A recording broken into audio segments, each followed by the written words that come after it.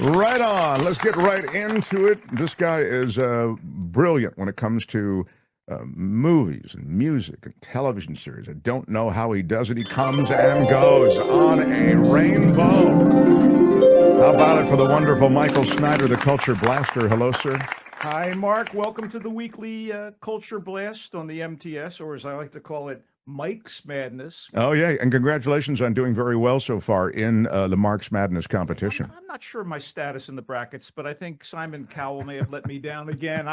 I'm still a little annoyed, by the way. Oh, sorry to hear that. No. Yeah, well. You ignored my drops. Whoa, Mark, you're tripping. And of course, must you keep hitting your dinger? How could you ignore drops so powerful? I don't know what you're talking about, but Okay.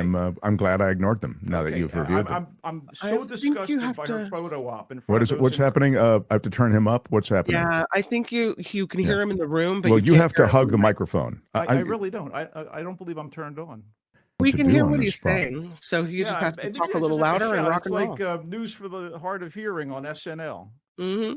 Hey, welcome to this segment on the MTS. You do hear that? Morris. I'm so sorry, everybody. We, Michael works so hard on these reviews, and I'll have this looked into right away. I don't know what's It doesn't seem to. really sorry about.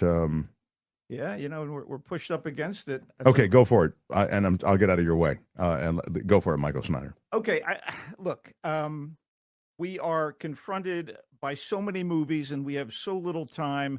I couldn't manage to see the weird monster-centric fantasy comedy Freak Out Death of a Unicorn with Paul Rudd, Jenna Ortega, Will Poulter, Téa Leoni, and Richard E. Grant. I mean, that's a cast, and it's opening today. And though the reviews are reportedly mixed, it sounds like something I should catch up with, but that remains to be seen. And speaking of being seen, some films I did manage to catch and review are about to be reviewed. I had really high hopes for A Working Man as a new vehicle for the buff and taciturn Brit action star Jason Statham. He's the perfect guy to play a punch first and don't even ask questions later hero or anti-hero. And yes, he's one of the many actors who's an expendable in the over-the-top B-movie mercenary franchise of the same name. But he's also the transporter, the mechanic. He's one of the Fast and the Furious. And he's done some really good heist movies like a remake of The Bank Job and Wrath of Man. So A Working Man fits a certain formula about a seemingly invulnerable guy with a certain set of skills.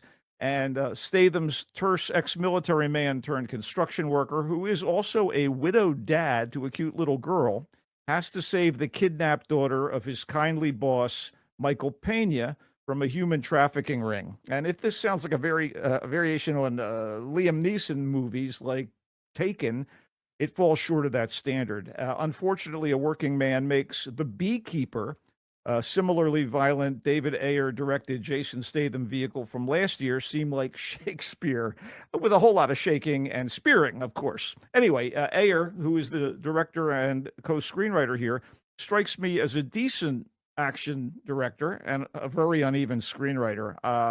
He did End of Watch, an LA set police drama I thought was very good. He did Fury, but they're kind of the only movies where he handles both chores and makes something truly good. I mean, he did Suicide Squad, the first one, not very good, The Tax Collector. And I should point out that he only directed The Beekeeper. He didn't write it, thus maybe it's all in the script. And here he co-wrote the script to A Working Man with Sylvester Stallone, and it's comprised of very thin and cliched and vapid dialogue and characterizations and mindless action. As Statham's character Levon Cade seeks out the missing girl with some support provided by a blind veteran from his old unit. By the way, this guy played by David Harbour and woefully underused. He wipes out literal gangs of thugs with impunity, but none of the panache of a John Wick or any number of catchphrase spouting Liam Neeson characters. Impunity and panache. Ding, ding. Vigilante justice never seems so pedestrian. A Working Man is in theaters. Jason Statham talks like this. I got a real meh. Michael Snyder. A real meh there. Yeah, he talks like, hey, this is Jason Statham. Listen here, Vogel. Yeah, or whatever the F your nicely name done, is. Mark. It's about as good as my British accent. Well, I thought my Statham was actually pretty spot on. I think you need to break something. All right, just hug that microphone and get on to the next thing. This microphone is not working. It is because mine's muted. So then I don't know how they're hearing you. It's just through the I don't know, ether. but Go are ahead. they hearing me? That's the beauty of it. Yeah, they are. Go Okay. ahead. The Ballad of Wallace Island is a sweet and sometimes laugh out loud funny and sometimes genuinely moving dramedy about the reunion of a once acclaimed UK folk rock duo called Maguire Mortimer, comprised of a man and woman who were also in a romantic relationship until the whole thing went sour almost a decade ago. So their coming together is actually engineered by a super fan of the couple's music. He's a jovial, get ready with the dinger, garrulous fellow who lives on remote, windswept Wallace Island, which it seems to be off the coast of Wales. And he somehow manages to convince the man, who now has a solo career, and the woman, who has married and retired from the music business, to perform an intimate one-off concert on the island for a big payday and a select audience. And I mean really select, since Wallace Island is, again, a remote locale, albeit starkly beautiful. So the how and why and results of the reunion are at the heart of the Ballad of Wallace Island. And that's all best discovered by watching the film. And incidentally, the movie was developed from a short film of the same name by the same creative team, Tim Key and Tom Basden, who wrote the screenplay and are also significant actors in the movie. Key plays Charles, a man of some means whose greatest joy is the music of Maguire Mortimer. Basden plays the embittered Herb Maguire, who takes the gig to help finance his next solo album, which looks like it's going to be some pop pandering, not like the, honest, deep folk of his earlier years. But the movie's not-so-secret weapon is the award-winning Carey Mulligan as Nell Mortimer. She's incandescent and unaffected, and the character is someone who's moved on in her life but was curious to catch up with Maguire after all that time apart. The chemistry between Basden and Mulligan is lovely, and the bits of original music created for the movie sound like the real deal, and they're casual but kind of instinctive vocal blend when they rehearse and when Charles plays their old recordings reminded me of the 60s cult favorite folk singers, Richard and Mimi Farina. Mimi Farina being Joan Baez's sister, by the way. And as for the movie itself, it's got kind of a local hero, fisherman's friends vibe to it, and that's a good thing. Unlike A Working Man, which is in theaters nationwide, the Ballad of Wallace Island is in select theaters. So, I hope your theater is selected, as they say. All right.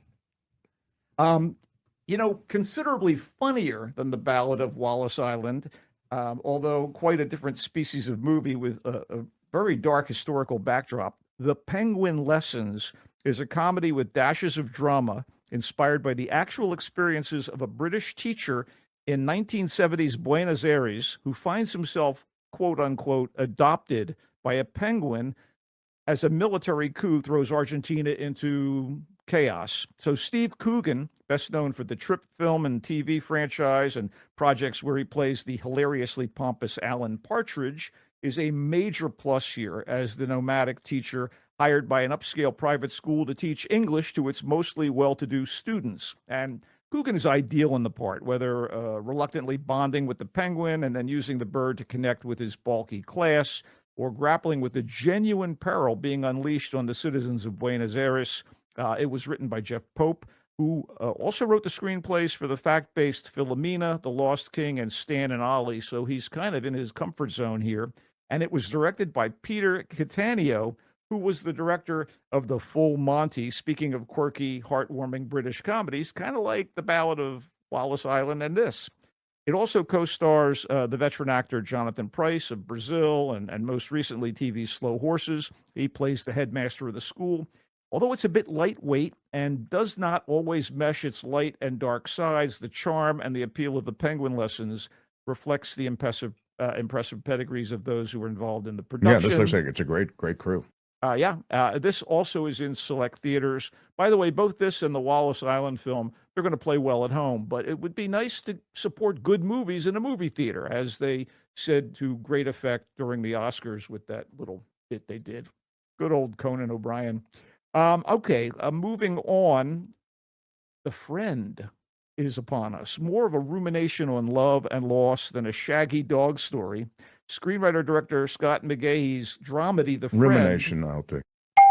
The Friend does center on the strained but ultimately nurturing relationship between a single working woman of a certain age in New York City, a writer and teacher named Iris, and played beautifully by Naomi Watts, and the enormous Great Dane unexpectedly left to her by her quirky, lifelong friend and mentor, Walter, played by Bill Murray.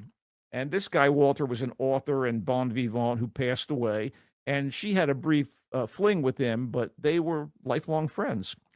So, yes, there's a dog involved here, a big one, almost pony-sized. I mean, it's a bit of a problem when he's shoehorned into the relatively small New York City apartment where Iris has lived for many, many years.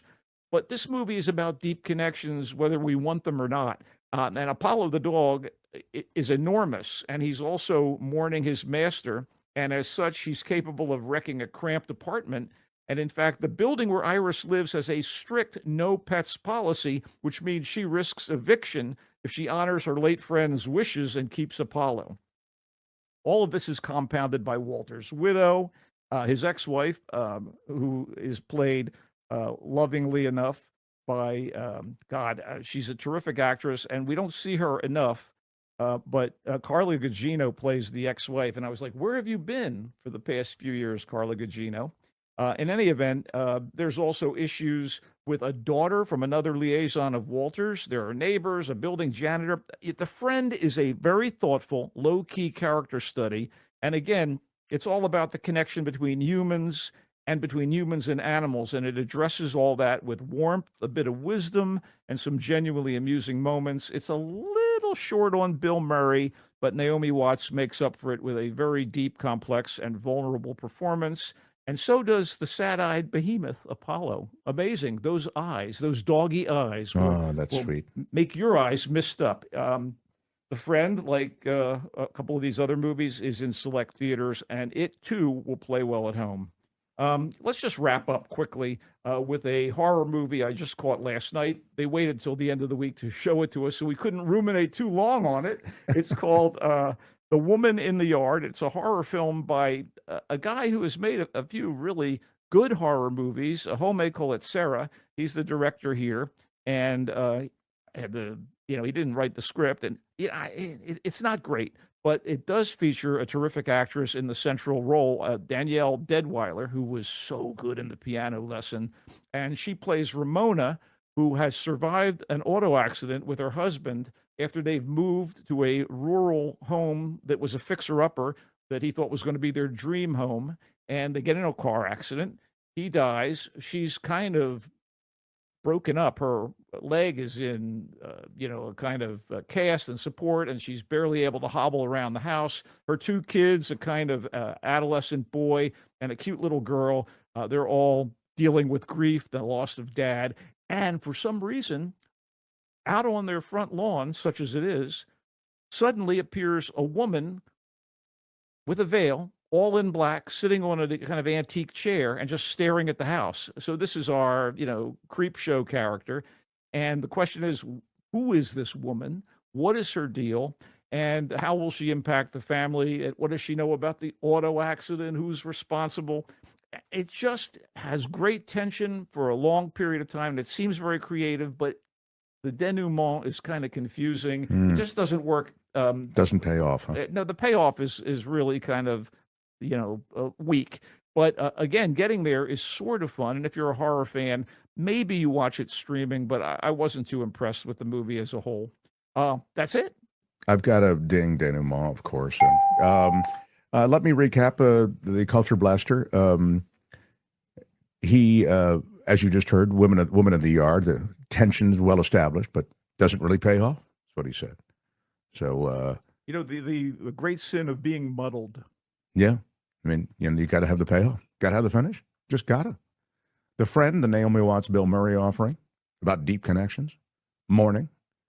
Carla Gugino with Naomi Watts and Bill Murray. It is in select theaters, and Michael says it's okay. He would have used a little more Bill Murray if he'd had his choice on it. Look, when you have supporting actors like Carla Gugino, Constance Wu, and Ann Dowd, and again, a lovely performance by Naomi Watts, I think animal lovers such as yourself are going to really be right on board with The Friend. That is in a select theater near you. The Penguin Lessons, Steve Coogan, Jonathan Pryce, The pedigree in this movie is special. Not bad. It's based on a true story. Michael, did you mention that? I did. And he says it's okay. Yeah, it's pretty good. It's pretty good. It's fun. It's funny, and these guys again.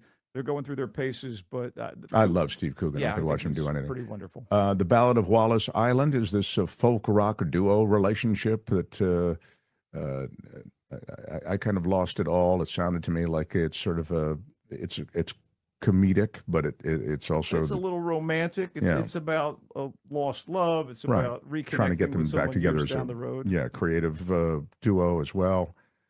It's in select theaters. Michael said it again. You kind of like that, didn't you? I did. I liked it a lot. I like that and the Penguin Lessons and The Friend. I'm not over the moon, but I liked all three. And films. He started with a working man. Jason Statham talks like this. God, I can't believe I'm saying this. I like your terrible impression better than the movie. How dare you? It's in theaters. Wait. May I reiterate my favorite drop? Dude, you're tripping, man. Is that a real drop, or no, did you actually? It's not. It's not a real drop. Please don't muddy the waters of Mark's Madness with whatever crap you traipse in here. Michael, we do love you. You can read Michael, and then you don't have to worry about mic levels. You can read Michael on the website, which is thevoicesf.org. The Michael Snyder musings that he's a very good writer, as you know. Thevoicesf.org.